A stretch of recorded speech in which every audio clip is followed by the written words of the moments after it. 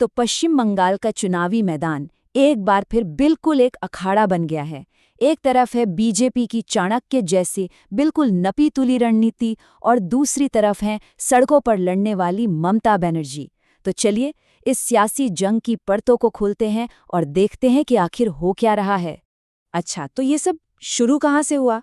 ये शुरू हुआ केंद्रीय गृह मंत्री अमित शाह के एक बयान से। एक चुनावी रैली में दिया गया ये बयान और बस इसने बंगाल की सियासत में समझ लीजिए एक नया तूफान ही ला दिया।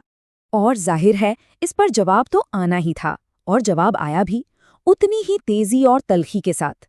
ममता बनर्जी की पार्टी यानी टीएमसी ने इसे एक सीधा सीधा पर्सनल अटैक बताया और तुरंत पलटवार किया।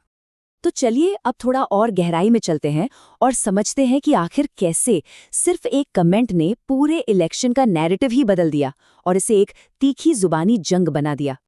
देखिए, ये कोई मामूली पॉलिटिकल नोकझोंक नहीं है, बिल्कुल नहीं। ये एक सोची समझी स्ट्रैटेजी का हिस्सा लगता है जिसके ना बहुत गहरे पॉलिटिकल मायने हैं। और टीएमसी को तो जैसे लगा कि अरे 2021 की तरह ही एक गेम चेंजर मौका हाथ लग गया है। और सबसे दिलचस्प बात क्या है पता है? ये कोई नई बात नहीं है, ये पहली बार नहीं हो रहा। ऐसा लगता है जैसे इतिहास बस खुद को दोहरा रहा है। इससे पता चलता है कि हमारी पॉलिटिकल बातचीत का लेवल कहाँ से कहाँ आ गया है। मतलब एक दौर था संसदीय मर्यादा का और अब हम आ गए हैं सीधे टकराव के दौर में।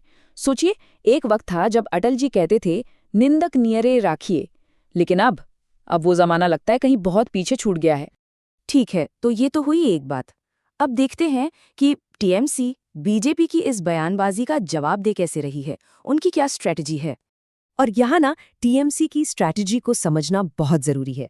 वो इस पॉलिटिकल ताने को सिर्फ एक ताना नहीं देख रहे, वो इसे बंगाली अस्मिता, बंगाली कल्चर पर एक सीधा हमला बता रहे हैं।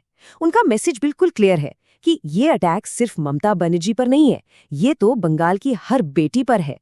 और यहीं पर ममता बनर्जी की जो स्ट्रीट फाइटर वाली इमेज है ना, वो उनकी सबसे बड़ी ताकत बन जाती है। एक किस्सा सुनिए।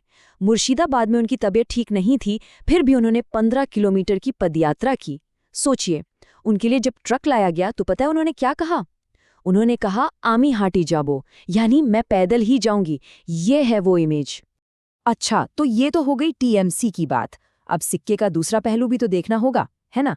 चलिए जानते हैं कि ये सब बीजेपी की जो ठंडी, नपी-तुली, कैलकुलेटेड स्ट्रैटेजी है, उसमें कैसे फिट बैठता है। 148, ये है वो मैजिक नंबर, वो जादुई आंकड़ा जो बीजेपी को पश्चिम बंगाल की सत्ता दिला सकता है।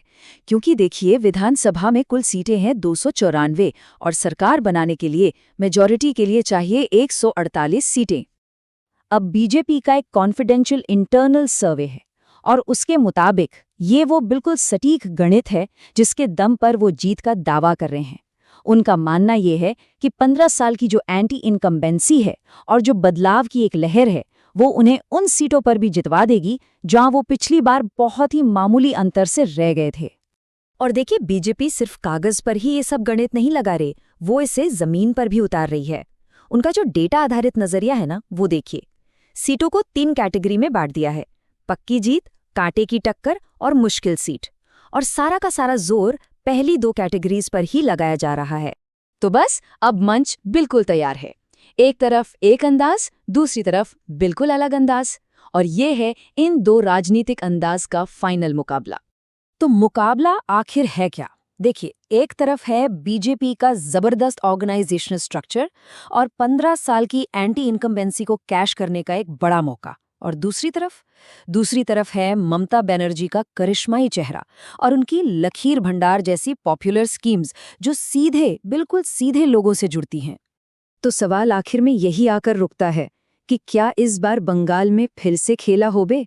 क्या डेटा और स्ट्रैटेजी की बिसात एक जन नेता के इमोशनल कनेक्शन पर भारी पड़ जाएगी, या फिर सारी चुनौतियों के बावजूद ये स्ट्रीट फाइटर एक बार फिर बाजी मार ले जाएगी? खैर, इसका जवाब तो अब नतीजों के दिन ही मिलेगा।